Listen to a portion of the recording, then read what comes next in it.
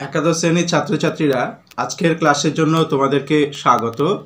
আজ আমি তোমাদের সামনে আলোচনা করব বাংলা কাব্য সাহিত্য জগতের স্মরণীয় ব্যক্তিত্ব কবি নজরুল ইসলাম সম্পর্কে।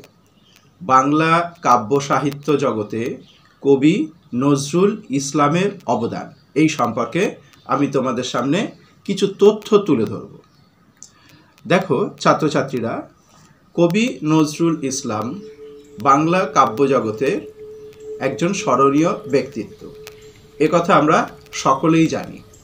তাহলে এসো বাংলা কাব্যে নজরুলের সৃষ্টি সম্পর্কে, তার কাব্য কবিতার বৈশিষ্ট্য সম্পর্কে কিছু তথ্য আমি তোমাদেরকে পরিবেশন করছি। প্রথমেই আমাদের লিখতে হবে যে বাংলা কাব্যে নজরুল ইসলামই হলেন প্রথম কবি যিনি সমাজ জীবনের বৈষম্যগুলিকে তুলে ধরতে পেরেছিলেন। জীবনের বৈষম্য শোষণের প্রতিবাদ করেছিলেন তিনি তার কাব্য তথা কবিতার মাধ্যমে। তাই কবি নজরুলের কবিতা হয়ে উঠেছিল শোষিত, বঞ্চিত, সর্বহারা মানুষের জীবনের কথা। তিনি তার কবিতাকে প্রতিবাদের ভাষায় পরিণত করেছিলেন, তাই তিনি বিদ্রোহী কবি নামেও পরিচিত। কবি নজরুল ইসলামের প্রথম যে কবিতাটি প্রকাশিত হয়েছিল 1919 খ্রিস্টাব্দে মুক্তি নামক কবিতাটি। তবে যে কবিতার জন্য তিনি আমাদের বাংলা কাব্য জগতে বিশেষভাবে প্রশংসিত, যে কবিতার জন্য তাকে আর পিছন দিকে ফিরে তাকাতে হয়নি, সেই কবিতাটি কিন্তু বিদ্রোহী কবিতা।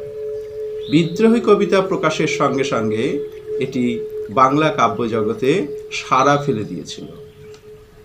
1921 সালে বিজলি পত্রিকায় কবি নজরুল ইসলামের বিদ্রোহী কবিতাটি প্রকাশিত হয়, যে কবিতার মাধ্যমে তিনি যেন বিদ্রোহের প্রকাশক হয়ে উঠেছিলেন, তাই তিনি বিদ্রোহী কবি। এবার কবি নজরুল ইসলামের উল্লেখযোগ্য কয়েকটি কাব্যের নাম তোমাদের মনে রাখতে হবে। কবি নজরুল ইসলামের উল্লেখযোগ্য কাব্যগুলি হল অগ্নিবীণা। প্রথমেই বলতে হবে অগ্নিবীণা। এই অগ্নিবীণা কাব্যেরই কিন্তু অন্তর্গত একটি কবিতা হলো বিদ্রোহী কবিতাটি। এছাড়া বিষের বাঁশি 1924 খ্রিস্টাব্দে প্রকাশিত হয়। অগ্নিবীণা প্রকাশিত হয়েছিল 1922 খ্রিস্টাব্দে। 1924 খ্রিস্টাব্দে ভাঙার গান এই কাব্যগ্রন্থটিও কিন্তু প্রকাশিত হয়। সাম্যবাদী, বিখ্যাত কাব্যগ্রন্থ সাম্যবাদী, এই কাব্যগ্রন্থটি প্রকাশিত হয় 1926 সালে। সর্বহারা 1926 সালে। ফণীমনসা 1927 খ্রিস্টাব্দে। এছাড়াও তিনি আরও অনেকগুলো কাব্য রচনা করেছেন, যার অধিকাংশই গান। সেই কাব্যগুলো হলো দোলন চাপা, ছায়ানট, পুবের হাওয়া, চক্রবাক, সিন্ধু হিন্দোল ইত্যাদি। তাহলে আরেকবার আমি বলি, কবি নজরুল ইসলামের উল্লেখযোগ্য কাব্যগ্রন্থগুলো কি কি? অগ্নিবীণা, বিষের বাঁশি, ভাঙার গান, সাম্যবাদী, সর্বহারা, ফণীমনসা, দোলন চাপা, ছায়ানট, পুবের হাওয়া, সিন্ধু হিন্দোল, চক্রবাক ইত্যাদি হলো কবি নজরুল ইসলামের উল্লেখযোগ্য কাব্যগ্রন্থ। এবার তাহলে কবি নজরুলের কবিতার বৈশিষ্ট্যগুলি আমি এক এক করে তোমাদেরকে বলছি, যেগুলো তোমাদের পরীক্ষার খাতায় লিখতে সুবিধা হবে। প্রথমেই বলি, কবি নজরুল, তাকে আমরা বিদ্রোহী কবি বলে পরিচিত করি। বিদ্রোহী সত্তার প্রকাশ তার কাব্যের মধ্যে আমরা দেখতে পাই।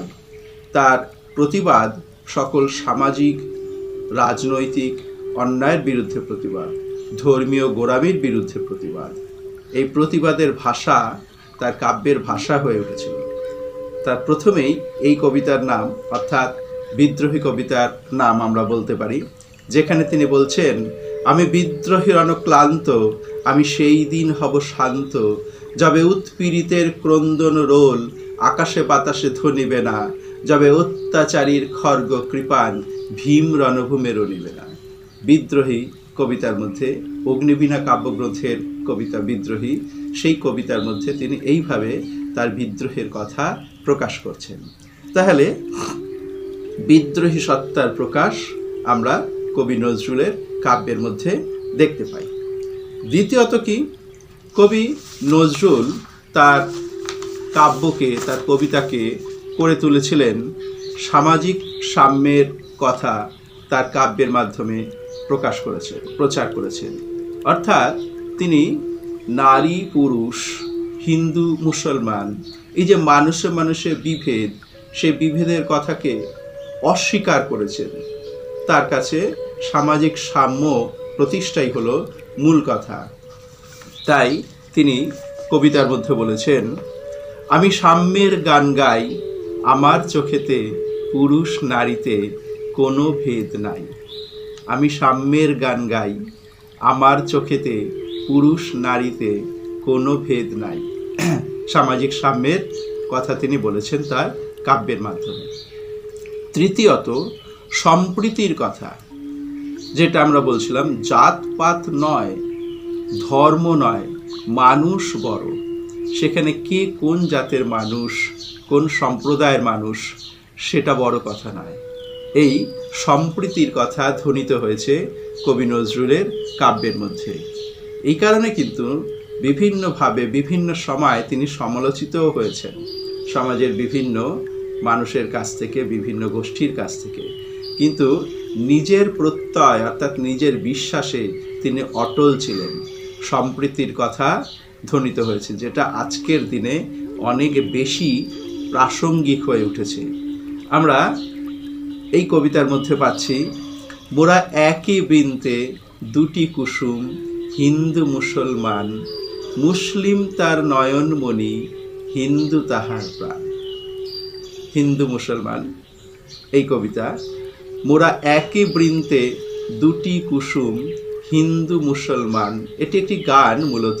একই বৃন্তে দুটি কুসুম, মোরা একই বৃন্তে দুটি কুসুম, হিন্দু মুসলমান, মুসলিম তার নয়নমণি, হিন্দু তাহার প্রাণ। কারণ আমরা জানি স্বাধীনতা যুদ্ধ যখন হয়েছে, হিন্দু মুসলমান তারা কিন্তু একই সঙ্গে সেই যুদ্ধক্ষেত্রে পদার্পণ করেছে। ইংরেজ সরকার বিভেদের প্রাচীর তৈরি করেছিল, হিন্দু মুসলমানকে বিচ্ছিন্ন করার নানাভাবে ষড়যন্ত্র করেছে। কিন্তু হিন্দু মুসলমান তারা সমষ্টিগতভাবেই কিন্তু স্বাধীনতার যুদ্ধে অবতীর্ণ হয়েছে। তাই কবি নজরুলের কবিতার ভাষায় হিন্দু মুসলমান সম্প্রীতির কথা বলা হয়েছে। চতুর্থত মানব দরদী মনোভাব। তিনি মূলত মানুষের কবি।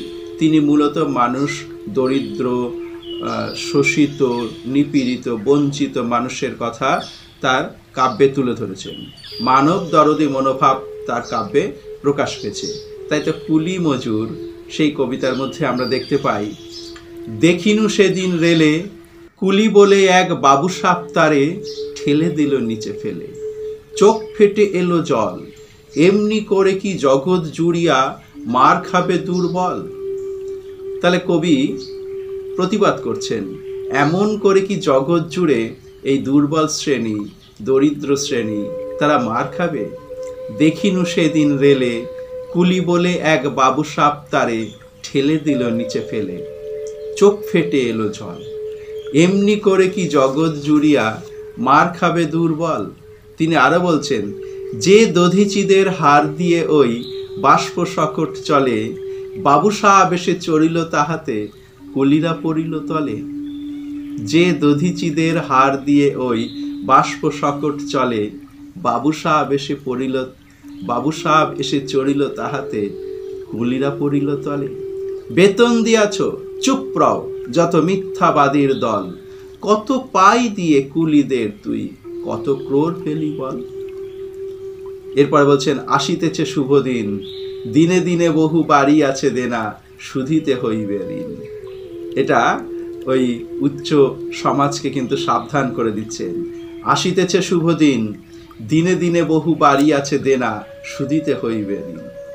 তাহলে কুলি মজুর কবিতার মধ্যে তিনি কিন্তু এভাবে সমাজের নিপীড়িত দরিদ্র মানুষের পক্ষে কথা বলছেন। এক্ষেত্রে তার মানব দরদি মনোভাবের কিন্তু প্রকাশ পাচ্ছে। আরেকটি পয়েন্ট, তার বহু কবিতায় সরাসরি সাম্রাজ্যবাদী শক্তিকে তিনি আঘাত করেছেন। এই কারণে আমরা দেখতে পাই বিশ্বের বাসী, অগ্নিবীণা, সর্বহারা, এই যে কাব্যগুলো, এই কাব্যগুলো ইংরেজ সরকার বাজেয়াপ্ত করেছে। বিশ্বের বাসী, সর্বহারা, অগ্নিবীণা, এই কাব্যগ্রন্থগুলো কিন্তু ইংরেজ সরকার বাজেয়াপ্ত করেছে। কারণ কি? সাম্রাজ্যবাদী শক্তির বিরুদ্ধে এই কাব্যের বিভিন্ন কবিতায় তিনি প্রতিবাদ করেছেন। অর্থাৎ তিনি ভয় ভীতিতে দূরে সরে থাকেননি, বিদেশি সরকারের তিনি প্রশ্রয় করেননি, বিদেশি সরকারকে ভয় করেননি। তিনি কিন্তু তার কাব্যের মাধ্যমে তার প্রতিবাদের কথা বারবার ধ্বনিত করেছেন, ছড়িয়ে দিয়েছেন। তিনি বলতে চেয়েছেন যে তোমরা যা করছো সেটা ঠিক নয়। তাই যুব সম্প্রদায়কে তিনি জাগিয়ে তুলতে চেয়েছেন কাব্যের বিরুদ্ধে, তরুণ সম্প্রদায়কে জাগিয়ে তুলতে চেয়েছেন কাব্যের বিরুদ্ধে, ইংরেজ সরকারের বিরুদ্ধে, ঘৃণ্য নীতির বিরুদ্ধে, পরাধীনতার বিরুদ্ধে, স্বাধীনতার জাগরণের কথা তিনি বলেছেন। মুক্তি পাগল ছিলেন তিনি, তাই তার কাব্যে মুক্তির কথা ঘোষিত হয়েছে। এরপরে আমরা আরেকটি কথা বলতে পারি যেটি নজরুলের কাব্যের মধ্যে প্রকাশিত হয়। আমরা তো বারবার বলি নজরুল বিদ্রোহের কবি, নজরুল সাম্যবাদের কবি, নজরুল দরিদ্র শ্রেণীর কথা তুলে ধরেছেন। কিন্তু যে কথাটা আমরা সচরাচর বলি না, যে নজরুল কিন্তু প্রেমিক কবিও বটে, নজরুল কিন্তু প্রেমিক কবিও বটে। অর্থাৎ নজরুলের কবিতায় মানব প্রেমের কথাও বারবার প্রকাশিত হয়েছে। শুধু মানব প্রেম নয়, তিনি নারী পুরুষের যে মিলনের কথা, ভালোবাসার কথা, সেই কথাগুলো কিন্তু তার বিভিন্ন গানে, বিভিন্ন কবিতায় প্রকাশিত হয়েছে। অর্থাৎ প্রেমিক সত্তার দিকটিও তার কাব্যের মধ্যে প্রকাশিত হয়েছে। আমরা বিদ্রোহী কবিতায় যখন পড়ি, আমি অভিমানী চিরক্ষুব্ধ হিয়ার কাতরতা, ব্যথা শুনিবীর চিতচুম্বন চোর কম্পন, আমি থর থর থর প্রথম পরশ কুমারীর, আমি থর থর থর প্রথম পরশ কুমারীর, আমি গোপন প্রিয়ার চকিত চাহনি, ছল করে দেখা অনুক্ষণ, আমি চপল মেয়ের ভালোবাসা, তার কাকন চুরির কঙ্কন, আমি চির শিশু চির কিশোর, আমি যৌবন ভীতুপল্লী বালার আচর কাচলি নিচোর। এই কথাগুলো তিনি যখন বলেন তখন আমাদের বুঝতে অসুবিধা হয় না, তিনি প্রেমিক কবিও বটে। তাহলে কবি নজরুল ইসলামের বাংলা কাব্যজগতে তার অবদান সম্পর্কে আলোচনা করতে গিয়ে আমি তোমাদের সামনে তুলে ধরলাম কবি নজরুল ইসলামের উল্লেখযোগ্য কাব্যগ্রন্থগুলো কি কি আছে। এরপর কবি নজরুল ইসলাম সত্যি সত্যি বাংলা কাব্যজগতে তার অবদান, এটা পরীক্ষার খাতায় লিখতে গেলে যে যে পয়েন্টগুলো তোমাদের তুলে ধরা দরকার, সেই পয়েন্টগুলো আমি আলোচনা করলাম। আমি আর একবার সেই পয়েন্টগুলোকে ছোট্ট করে বলে দিচ্ছি। প্রথমত, বিদ্রোহী সত্তার প্রকাশ কবি নজরুলের কাব্যের মধ্যে দেখা যায়। কবি নজরুল তার কাব্যের মধ্যে সামাজিক অসাম্যের প্রতিবাদ করেছেন। দ্বিতীয়ত, সম্প্রীতির কথা ধ্বনিত হয়েছে তার কাব্যে, জাতপাত বড় নয়, মানুষ সেখানে বড় হয়ে উঠেছে। তৃতীয়ত, মানব দরদি মনোভাবের প্রকাশ ঘটেছে তার কাব্যে। চতুর্থত, সামাজিক সাম্যের কথা বারবার ধ্বনিত হয়েছে তার কাব্যে। পঞ্চমত, তিনি সরাসরি সাম্রাজ্যবাদী শক্তির বিরোধিতা করেছেন তার কাব্য কবিতার মাধ্যমে, তাই তার বহু কাব্য বাজেয়াপ্ত করেছে ব্রিটিশ সরকার। পঞ্চমত, যে তিনি তার মানব প্রেমিক দিকটিও কাব্যের মধ্যে প্রতিফলিত হয়েছে। আর তার আরেকটি বৈশিষ্ট্য, যেটি বলা যায় একটি নেতিবাচক বৈশিষ্ট্য, সেটি কি, তার কাব্যের দুর্বলতম যে দিক সেটি হলো তিনি কাব্য সৌন্দর্যের তুলনায় আবেগের প্রাধান্য দিয়েছেন বেশি। কাব্য সৌন্দর্যের দিকে তিনি যত্নবান হননি, বরং তিনি মনের কথা, মনের ভাব অর্থাৎ আবেগের প্রাধান্য দিয়েছেন তার কাব্যের মাধ্যমে। তাই তো আমরা দেখি তিনি বলেন, আমি বিদ্রোহী ভৃগু ভগবান বুকে এঁকে দেব পদচিহ্ন, আমি খেয়ালি বিধির বক্ষ করিব ভিন্ন। অর্থাৎ আবেগের প্রাধান্য, এটি তার কাব্যের কিন্তু দুর্বলতম দিক। তাহলে ছাত্র বন্ধুরা, কবি নজরুল বাংলা কাব্যজগতে কবি নজরুল ইসলামের অবদান সম্পর্কে আমি তোমাদের সামনে কিছু তথ্য তুলে ধরলাম। বাংলা কাব্যজগতে কবি নজরুল ইসলামের অবদান।